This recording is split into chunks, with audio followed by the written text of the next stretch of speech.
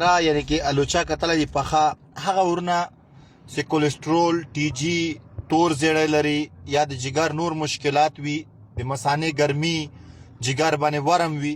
نو دې نه ښه تاسو لپاره علاج یعنی کې نسته بل دا کتلی چې نن سبا دې سیزن ده او دې نه باید ګټه واخلئ هغه کسان چې ډوډۍ وخوري او اټکې نه راوځي بعض اوقات ډوډۍ ازمیږي نه دې دا خصلت د الوبخاره چې تاسو وخورئ ډوډۍ پسې وروسته تاسو ډوډۍ ازموي تاسو جګر په خپل یعنی کې حالات ته راځي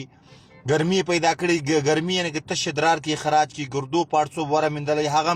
یعنی کې تش ادرار کې یعنی کې میکروبات ختمي اور هغه کسان بیا توایم څوک جسم ګرمي لري خولي اور تور زیړی لري پریشاني نو دینه بهترینه نن سبا سي د میوه سیزن ده دینه باید ګټه واخلې او ډیر ارزانه یعنی کې دا کتلای شي ما خلاص یو چارک 50 روپۍ بنو نیچرل طبيعي ده